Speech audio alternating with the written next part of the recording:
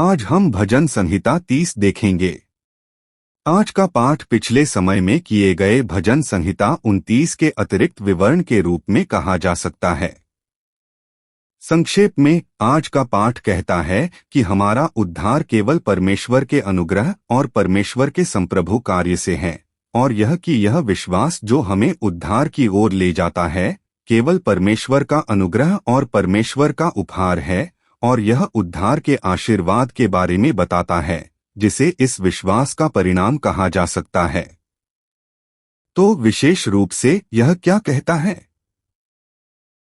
आज हम इसके बारे में जानना और अनुग्रह साझा करना चाहते हैं।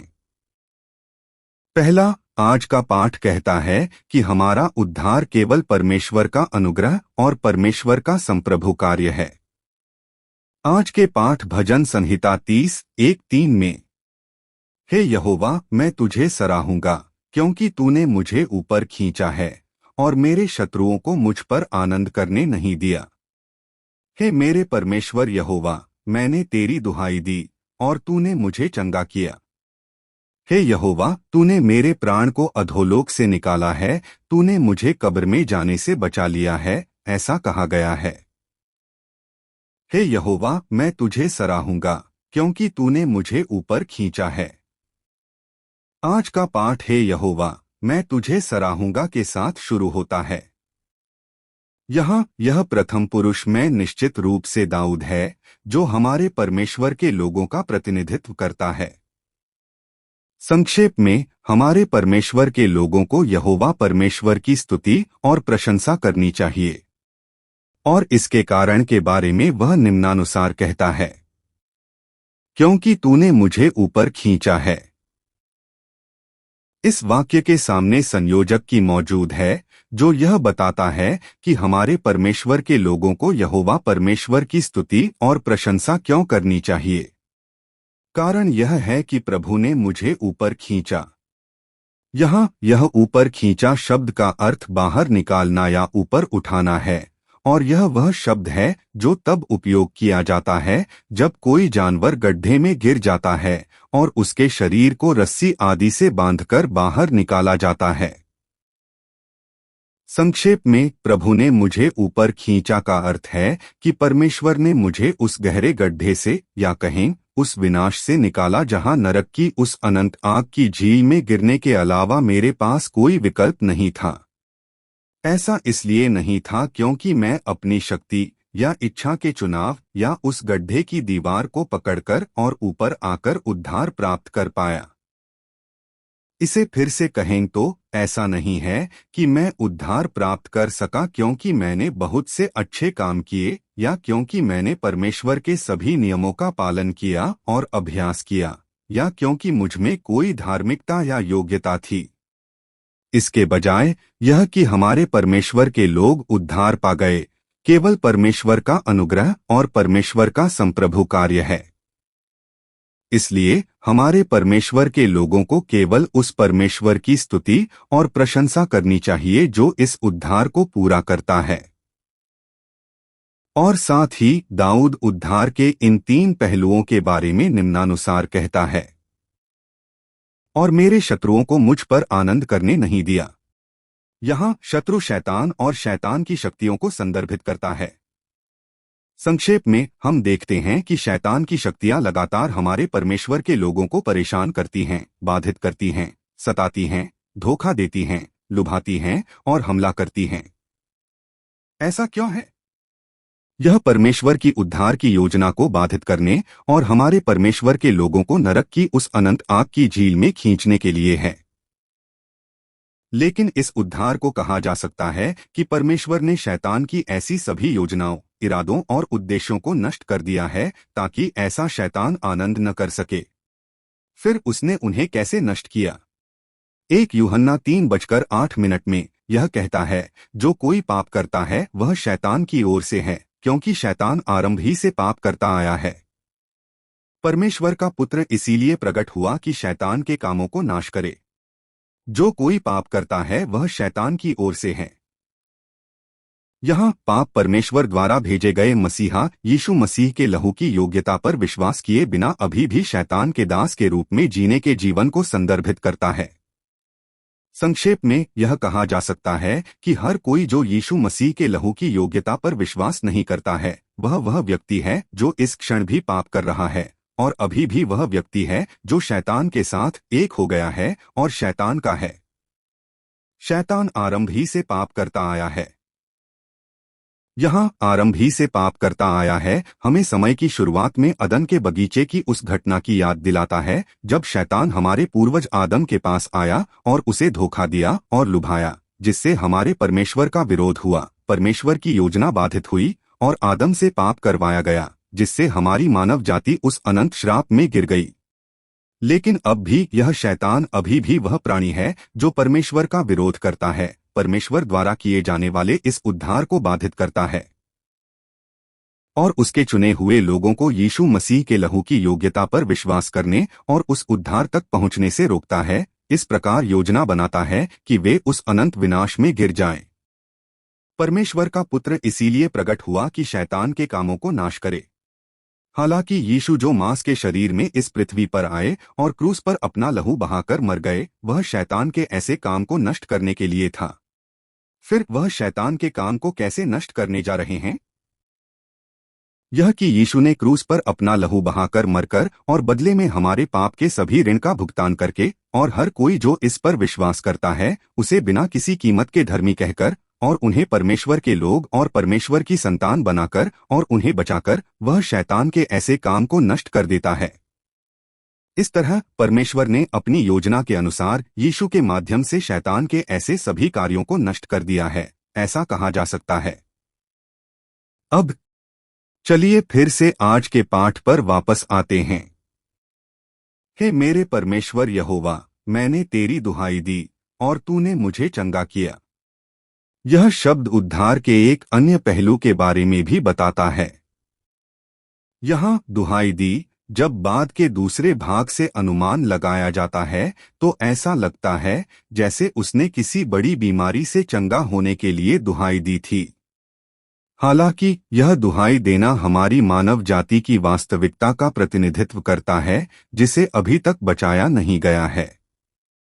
निर्गमन 3:7-9 में भी यह कहता है, यहोवा ने कहा, मैंने मिस्र में अपनी प्रजा के लोगों के दुहक को निश्चय देखा है और परिश्रम कराने वालों के कारण उनकी चिल्लाहट भी सुनी है और उनकी पीड़ा पर मैंने चित्त लगाया है। और अब देख, इस्राएलियों की चिल्लाहट मुझ तक पहुंची है और मैंने वह अंधेर भी देखा है जो मिस्र के लोग उन पर कर रहे हैं। मैंने चिल्लाहट सुनी है, इस्राएलियों की चिल्लाहट मुझ तक पहुंची है। यहाँ यह चिल्लाहट या दुहाई देना उन आहों, विलाप, दर्द, पीड़ा और शोक का प्रतिनिधित्व करता है जो हमारे जीवन इस पृथ्वी पर सभी प्रकार के दर्द, कठिनाई और क्लेश के कारण निकालते हैं।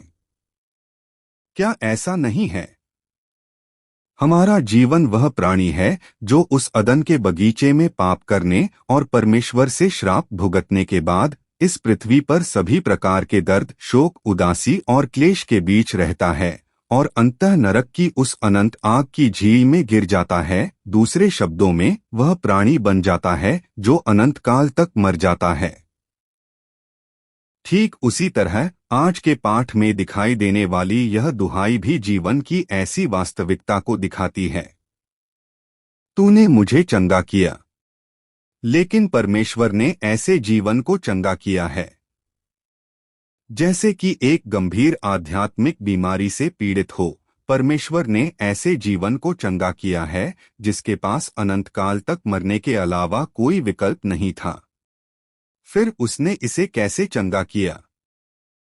यह कि अपनी योजना के अनुसार अपने एकलौते पुत्र को इस पृथ्वी पर भेजकर और उसे क्रूस पर अपना लहू बहाकर मरने देकर उसने ऐसा किया है कि हर कोई जो इस पर विश्वास करता है उसे बिना किसी कीमत के धर्मी कहा जाता है और वह परमेश्वर का व्यक्ति बन जाता है और उस स्वर्ग में प्रवेश कर सकता है।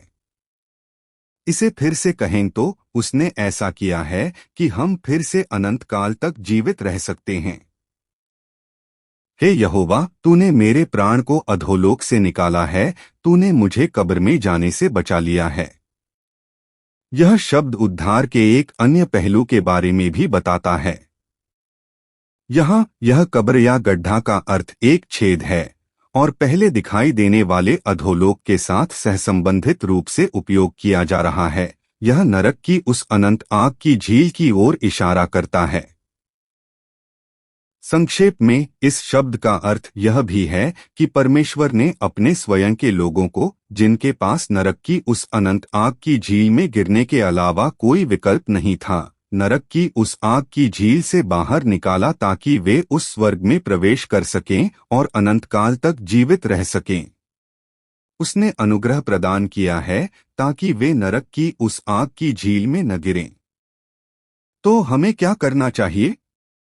आज के पाठ भजन संहिता 30:4-5 में भी, हे यहोवा के भक्तों, उसका भजन गाओ और उसके पवित्र नाम का धन्यवाद करो, क्योंकि उसका क्रोध तो 2 ही घड़ी का होता है, परंतु उसकी प्रसन्नता जीवन भर की होती है।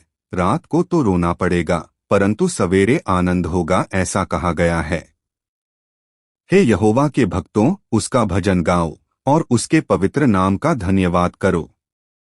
इसलिए हमारे परमेश्वर के लोगों को परमेश्वर का धन्यवाद, स्तुति और प्रशंसा करनी चाहिए, बल्कि उन्हें उस पवित्र नाम की स्तुति, प्रशंसा और धन्यवाद करना चाहिए। संक्षेप में, परमेश्वर की सभी महिमा, शक्ति, बुद्धि, प्रेम और अनुग्रह के लिए, जो उसके अपने लोगों को बचाने के लिए किए गए।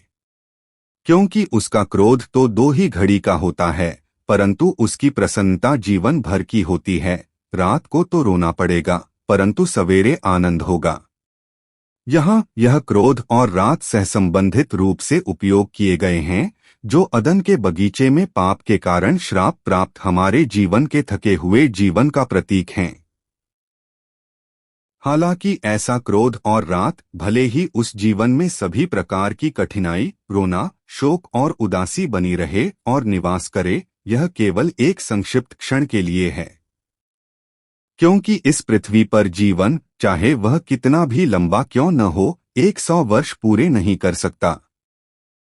साथ ही यहाँ यह प्रसन्नता और सवेरे सहसंबंधित रूप से उपयोग किए गए हैं, जो परमेश्वर द्वारा अनुग्रह प्रदान करके उस उद्धार को प्राप्त करने के अंतिम परिणाम के समय की ओर इशारा करते हैं। दूसरे शब्दों में, उन स्वर्गीय लोगों के आनंदित होने और खुश होने के जीवन की ओर इशारा करते हैं, जहां इस पृथ्वी पर वह सब रोना, शोक और उदासी सब चले गए हैं और एक नया जीवन शुरू हो गया है। संक्षेप में, हमारे परमेश्वर के लोगों का जीवन, जिन्हें परमेश्वर द्वारा अनुग्रह प्रदान करके बचाया गया है, अनंत जीवन और अनंत आनंद है। ऐसा क्यों है?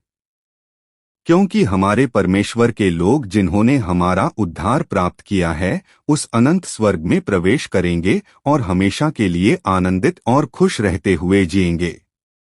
इसलिए हमारे परमेश्वर के लोगों को परमेश्वर का अधिक धन्यवाद करना चाहिए और परमेश्वर की स्तुति और प्रशंसा करनी चाहिए। दूसरा, यह कहता है कि यह विश्वास जो उद्धार की ओर ले जाता है, परमेश्वर का अनुग्रह और परमेश्वर का उपहार है। आज के पाठ भजन संहिता 30:6-7 में, मैं तो अपनी सुख शांति के समय कहता था, मैं कभी न टलूंगा। हे यहोवा, तूने अपनी प्रसन्नता से मेरे पहाड़ को दृढ़ और स्थिर किया था, परंतु जब तूने अपना मुख छिपा लिया, तब मैं घबरा गया, ऐसा कहा गया है। मैं तो अपनी सुख शांति के समय कहता था, मैं कभी न टलूंगा। हे यहोवा, तूने अपनी प्रसन्नता से मेरे पहाड़ को दृढ़ और स्थिर किया था, परंतु जब तूने अपना मुख छिपा लिया, तब मैं घबरा गया। एक बार दाऊद को विश्वास था कि जब उसके अपने सभी मामले सफल और फल फूल रहे थे, तो वह परमेश्वर की सेवा करने और उस विश्वास के मामले में नहीं डगमगाएगा। यह कैसा है? दाऊद अब ऐसी कहानी क्यों सुना रहा है? यह विश्वास के संबंध में बोलना है। संक्षेप में, यह इस संबंध में बोलना है कि ऐसा विश्वास कहाँ से आता है। पहले दाऊद ने सोचा कि ऐसा विश्वास स्वयं उससे उत्पन्न हो रहा था। लेकिन यह निकला जानने पर कि ऐसा नहीं था और यह केवल परमेश्वर का अनुग्रह था। हे यहोवा, तूने अपनी प्रसन्नता से मेरे पहाड़ को दृढ़ और स्थिर किया था। यहाँ मेरे पहाड़ को दृढ़ और स्थिर किया का फिर से शाब्दिक रूप से अनुवाद किया जा सकता है मेरे पहाड़ के प्रति शक्ति स्थापित की, या मेरे पहाड़ के प्रति मजबूती स्थापित की, या मेरे पहाड़ के प्रति दृढ़ता स्थापित की। इसका क्या मतलब है? आमतौर पर इन भजनों में पहाड़ सियोन पर्वत की ओर इशारा करता है, जहां परमेश्वर का निवास स्थान है, या उस स्वर्ग की ओर इशारा करता है। यहां भी वैसा ही है। यहां भी यह पहाड़ उस स्वर्ग की ओर इशारा करता है जहां परमेश्वर निवास करता है। संक्षेप में, यहाँ मेरे पहाड़ के प्रति मजबूती या मेरे पहाड़ के प्रति दृढ़ता को उस स्वर्ग के प्रति मेरे मजबूत विश्वास, दृढ़ विश्वास की ओर इशारा करते हुए देखा जा सकता है। लेकिन कौन कहता है कि उन्होंने स्वर्ग के प्रति ऐसा मजबूत विश्वास, दृढ़ विश्वास स्थापित किया? यह कि परमेश्वर ने उस अनुग्रह के माध्यम से इसे स्थापित किया। दूसरे शब्दों में, उस स्वर्ग के प्रति जो दृढ़ विश्वास और मजबूत विश्वास स्वयं दाऊद के पास था, वह केवल इसलिए था क्योंकि परमेश्वर ने अनुग्रह प्रदान किया था। बल्कि ऐसा विश्वास परमेश्वर का अनुग्रह है जो परमेश्वर से उत्पन्न होता है। जब तूने अपना मुख छिपा लिया, तब मैं घबरा गया। यहाँ मुख छिपाना उस स्थिति की ओर इशारा करता है जहाँ परमेश्वर अनुग्रह प्रदान नहीं करता है, और जैसे कि वह चला गया है, जैसे कि वह छिप गया है। साथ ही यहाँ घबरा गया या परेशान का अर्थ है आश्चर्यचकित होना, घबरा जाना। संक्षेप में, इस शब्द का अर्थ है कि यदि ऐसा न होता और यदि परमेश्वर ने स्वयं दाऊद को कोई अनुग्रह प्रदान न किया होता, तो शायद दाऊद उस विश्वास में बहुत आश्चर्यचकित और घबरा गया होता। दूसरे शब्दों में, दाऊद उस विश्वास में दृढ़ या मजबूत नहीं होता और डगमगाया और भटका होता, यह कहते हुए कि क्या वह स्वर्ग वास्तव में अस्तित्व में है? यह संदेहास्पद है। निष्कर्ष में, यह विश्वास केवल परमेश्वर का अनुग्रह और परमेश्वर का उपहार है। क्या इसीलिए इफिसियों 2:08 में भी, क्योंकि विश्वास के द्वारा अनुग्रह ही से तुम्हारा उद्धार हुआ है, और यह तुम्हारी ओर से नहीं, यह परमेश्वर का दान है, ऐसा कहा गया है। हमारा विश्वास परमेश्वर का उपहार है। हमारा विश्वास स्वयं मुझसे नहीं आता है, बल्कि केवल परमेश्वर का अनुग्रह और परमेश्वर का उपहार है जो परमेश्वर से उत्पन्न और उपजा है। क्या ऐसा नहीं है कि हम जानते हैं कि हमारा परमेश्वर अस्तित्व में है और उन सभी शक्ति, अधिकार, बुद्धि और महानता को जानते हैं, और परमेश्वर की उद्धार की योजना को जानते हैं, और परमेश्वर द्वारा भेजे गए मसीहा यीशु मसीह के लहू की योग्यता को जानते हैं और विश्वास कर सकते हैं, और जानते हैं कि वह स्वर्ग और नरक हैं, इसलिए है क्योंकि परमेश्वर ने हम पर जबरदस्त अनुग्रह प्रदान किया। दूसरे शब्दों में, परमेश्वर ने जबरदस्त अनुग्रह प्रदान करके मेरे पास किसी प्रचारक को भेजकर और मेरे हृदय, परिस्थितियों और स्थिति पर भी अधिकार करके मेरे कदमों को 153 चर्च की ओर निर्देशित किया, और जब मैं उस सुसमाचार के शब्द को सुनता हूँ तो मुझे इसे जानने और समझने में मदद की, ताकि मेरा हृदय इसे अस्वीकार न कर सके, नहीं, बिल्कुल विरोध न कर सके। उसने मुझे स्थापित किया है ताकि मैं उस स्वर्ग के प्रति दृढ़ विश्वास और गर्म विश्वास के साथ उमड़ सकूं। यदि ऐसा न होता और यदि परमेश्वर ने मुझ पर कोई अनुग्रह प्रदान न किया होता, तो मैं उस स्वर्ग को कभी नहीं जानता या विश्वास नहीं करता। इस तरह यह विश्वास केवल परमेश्वर का अनुग्रह और परमेश्वर का उपहार है। तो हमें क्या करना चाहिए? आज के पाठ भजन संहिता 30:8-10 में, हे यहोवा, मैंने तुझे पुकारा, और यहोवा से गिड़गिड़ाकर यह कहा, जब मैं कब्र में गिरूं तब मेरे विनाश से क्या लाभ होगा? क्या मिट्टी तेरा गुणानुवाद करेगी? क्या वह तेरी सच्चाई का प्रचार करेगी? हे यहोवा, सुन और मुझ पर अनुग्रह कर। हे यहोवा, तू मेरा सहायक हो, ऐसा कहा गया है। हे यहोवा, मैंने तुझे पुकारा और यहोवा से गिड़गिड़ाकर यह कहा, जब मैं कब्र में गिरूं तब मेरे विनाश से क्या लाभ होगा? क्या मिट्टी तेरा गुणानुवाद करेगी? क्या वह तेरी सच्चाई का प्रचार करेगी? क्योंकि यह विश्वास केवल परमेश्वर का अनुग्रह और परमेश्वर का उपहार है। यह बताता है कि हमारे परमेश्वर के लोगों को परमेश्वर के पास जाना चाहिए और चिल्लाना और विनती करनी चाहिए। क्या ऐसा नहीं है? हम देख सकते हैं कि हमारे बच्चे भी अपनी इच्छित उपहार पाने के लिए चिल्लाते हैं और नखरे करते हैं। ऐसी झलकियां अक्सर उन बड़े मार्ट आदि में देखी जा सकती हैं। हम देख सकते हैं कि वे बच्चे अपनी इच्छित वस्तु पाने के लिए फर्श पर लौटते हैं, नखरे करते हैं और आंसू बहाते हुए मांगते हैं, यह कहते हुए कि मम्मी, मुझे वह खिलौना दिला दो, मम्मी, गिफ्ट। फिर हम देख सकते हैं कि माता पिता अनिच्छा से उस बच्चे के लिए वह उपहार खरीदते हैं जो बच्चा चाहता है। यह हमारे परमेश्वर की संतानों के लिए भी वैसा ही है। क्योंकि यह विश्वास इतना अनमोल और धन्य है, हमें परमेश्वर के पास जाना चाहिए जो हमारे पिता बनते हैं और चिल्लाना और विनती करनी चाहिए। तो हमें कैसे विनती करनी चाहिए? जब मैं कब्र में गिरूं तब मेरे विनाश से क्या लाभ होगा? क्या मिट्टी तेरा गुणानुवाद करेगी? क्या वह तेरी सच्चाई का प्रचार करेगी? यहाँ जब मैं कब्र में गिरूं का फिर से शाब्दिक रूप से अनुवाद किया जा सकता है, यदि मैं छेद में गिर जाऊं। निश्चित रूप से यहाँ गड्ढा नरक की आग की झील की ओर इशारा करता है। साथ ही यदि हम निम्नलिखित आयतों की जांच करते हैं तो वे सभी आलंकारिक प्रश्न हैं, किसी उत्तर की अपेक्षा नहीं करते बल्कि अपेक्षित उत्तर पर जोर देते हैं। साथ ही यहाँ लहू या विनाश अस्तित्व या जीवन का प्रतिनिधित्व करता है, जो ऐसे दयनीय प्राणी का प्रतीक है जो नरक की उस आग की झील में गिर जाता है, जैसे कि युद्ध के मैदान में लहू छिड़का गया हो। साथ ही यहाँ मिट्टी का उपयोग पहले दिखाई देने वाले लहू के साथ सहसंबंधित रूप से भी किया गया है। यह भी इसी तरह एक तुच्छ प्राणी का प्रतीक है, मिट्टी की तरह, जो नरक की उस अनंत आग की झील में गिर गया है।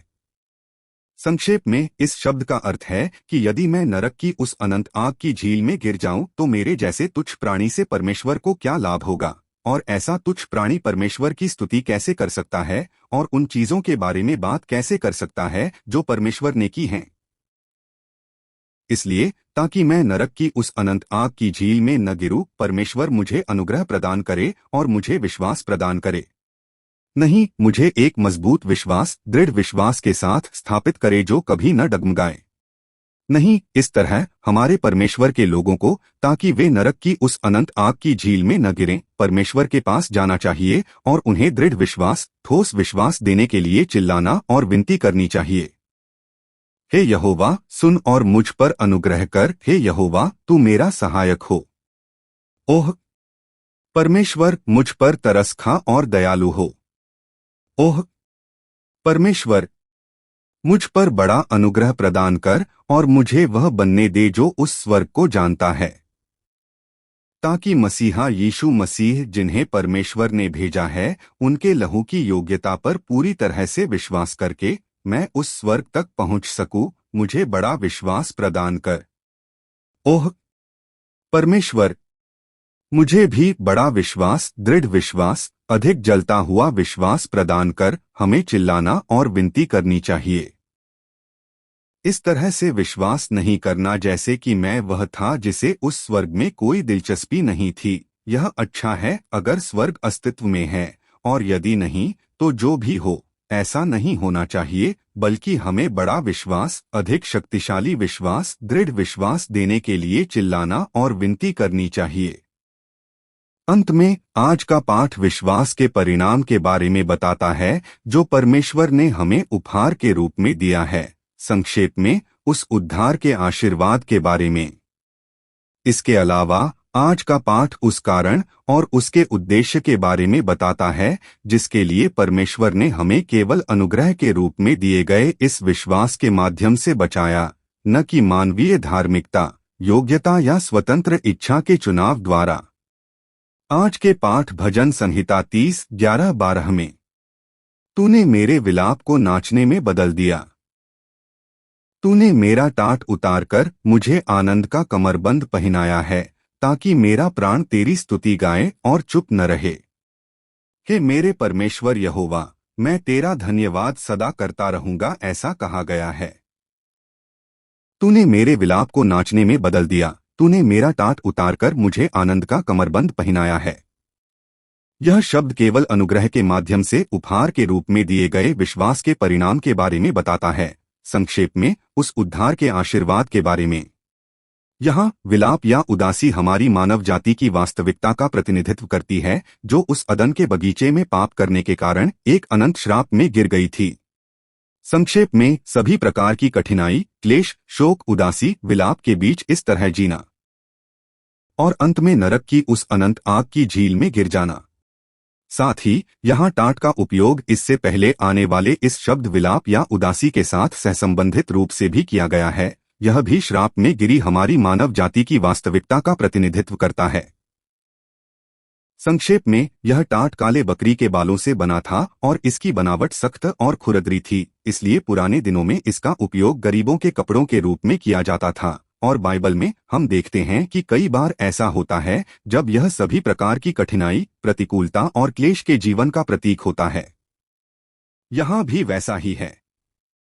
यहाँ भी यह टाट पाप के कारण श्राप में गिरी हमारी मानव जाति की वास्तविकता का प्रतिनिधित्व करता है। साथ ही यहाँ यह नाचना और आनंद सहसंबंधित हैं, जो परमेश्वर के लोगों की स्थिति का प्रतिनिधित्व करते हैं, जो उस मसीहा के लहू की योग्यता पर विश्वास करके उद्धार प्राप्त करेंगे। संक्षेप में परमेश्वर के लोग और परमेश्वर की संतान होना और उस स्वर्ग में प्रवेश करने का मामला और उस आध्यात्मिक शरीर का पुनरुत्थान और अनंत जीवन और उस स्वर्ग में प्राप्त प्रचुरता और समृद्धि और आनंद के उन कपड़ों के साथ नाचते हुए जीना। इस तरह यह शब्द केवल अनुग्रह द्वारा उपहार के रूप में दिए गए विश्वास के परिणाम के बारे में बताता है। संक्षेप में उस उद्धार के आशीर्वाद के बारे में। संक्षेप में हमारे जीवन की वास्तविकता परमेश्वर द्वारा दिए गए विश्वास के कारण बदल जाएगी और रूपांतरित हो जाएगी। नहीं उस विश्वास के परिणाम के रूप में हमारा जीवन जिसके पास सभी प्रकार की कठिनाई, क्लेश, शोक, उदासी और विलाप के बीच जीने के बाद नरक की उस अनंत आग की झील में गिरकर मरने के अलावा कोई विकल्प नहीं था, अब परमेश्वर द्वारा अनुग्रह प्रदान करने के कारण उद्धार प्राप्त करेगा और उस अनंत स्वर्ग में प्रवेश करेगा।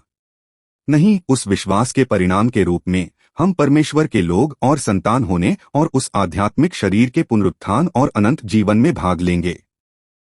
साथ ही इसके परिणाम के रूप में हम उस अनंत स्वर्ग में आनंद के साथ नाचते हुए जिएंगे, जहां अब कोई दर्द नहीं, कोई क्लेश नहीं, कोई आंसू नहीं और कोई शोक नहीं है। फिर परमेश्वर इस तरह से क्यों कार्य करने जा रहा है? परमेश्वर हमें केवल उस अनुग्रह के माध्यम से क्यों बचाने जा रहा है? ताकि मेरा प्राण तेरी स्तुति गाए और चुप न रहे। कि मेरे परमेश्वर यहोवा, मैं तेरा धन्यवाद सदा करता रहूंगा। इब्रानी पूर्वसर्ग मान का उपयोग इस वाक्य के बिल्कुल सामने किया गया है, जो उस कारण के बारे में बताता है जिसके लिए परमेश्वर हमें केवल उस अनुग्रह के माध्यम से बचाता है। यहाँ महिमा या प्राण उस व्यक्ति की स्थिति की ओर इशारा करता है जिसने केवल परमेश्वर के अनुग्रह के माध्यम से उद्धार प्राप्त किया। संक्षेप में परमेश्वर के उन लोगों के अस्तित्व की स्थिति की ओर जो भविष्य के पुनरुत्थान के आध्यात्मिक शरीर को पहनकर उस स्वर्ग में प्रवेश करेंगे।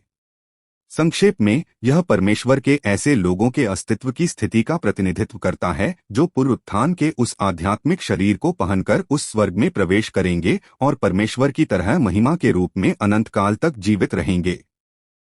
इसे फिर से कहें तो इस महिमा को एक ऐसी अभिव्यक्ति कहा जा सकता है जो पहले बताए गए लहू या मिट्टी के साथ विपरीत है। संक्षेप में इस शब्द का अर्थ है कि जिस कारण से परमेश्वर हमें उस अनुग्रह के माध्यम से बचाता है, केवल उपहार के रूप में दिए गए विश्वास के माध्यम से वह उन लोगों को अनुमति देना है जिन्होंने उस उद्धार को प्राप्त किया है कि वे चुप न रहें और हमेशा के लिए परमेश्वर की स्तुति करें। क्या ऐसा नहीं है? हमारी मानव जाति एक बहुत ही चालाक और दुष्ट प्राणी है। इसलिए यदि ऐसी मानव जाति अपनी स्वयं की किसी धार्मिकता, योग्यता या इच्छा के चुनाव के माध्यम से उद्धार प्राप्त करती तो शायद हमारी मानव जाति बहुत अभिमानी हो जाती और अकड़ती और अपनी धार्मिकता या योग्यता के समान ही स्वयं की प्रशंसा और बड़ाई करती। साथ ही तब हमारी मानव जाति जितनी प्रशंसा और बड़ाई करती, परमेश्वर को अर्पित महिमा, कृतज्ञता और स्तुति उतनी ही कम हो जाती और परमेश्वर की महिमा उतनी ही अधिक क्षतिग्रस्त हो जाती। इसलिए परमेश्वर को कहा जा सकता है कि उसने इसे इस तरह से डिजाइन किया है ताकि मानव जाति ऐसा न कर सके। नहीं, उन्हें केवल परमेश्वर को महिमा, कृतज्ञता और स्तुति अर्पित करने देने के लिए इसे पहले से जानते हुए उसने ऐसा किया ताकि कोई केवल परमेश्वर के अनुग्रह के माध्यम से, केवल उस विश्वास के माध्यम से उद्धार प्राप्त कर सके जिसे परमेश्वर ने अनुग्रह के रूप में उंडेला। आपने इसे इस तरह क्यों किया? यह हमसे पूर्ण महिमा, कृतज्ञता और स्तुति प्राप्त करने के लिए है। आपकी कृपा से आपने मेरे पर्वत को दृढ़ किया। परमेश्वर, धन्यवाद। मैं आभारी हूं। मैं आपसे प्रेम करता हूं। मैं आपको धन्यवाद देता हूं कि आज भी इतने अनमोल और धन्य शब्दों के माध्यम से आपने हमें परमेश्वर को जानने में मदद की और हमें यह जानने और समझने में मदद की कि विश्वास क्या है और उद्धार क्या है। आज के वचन की तरह हमें मजबूत विश्वास, दृढ़ विश्वास प्रदान करें ताकि हम वे बन सकें जो यीशु मसीह के लहू की योग्यता को जानते और विश्वास करते हैं और उस स्वर्ग में प्रवेश करते हैं। मैं यीशु के नाम पर आशीर्वाद देता हूं और प्रार्थना करता हूं। आमीन।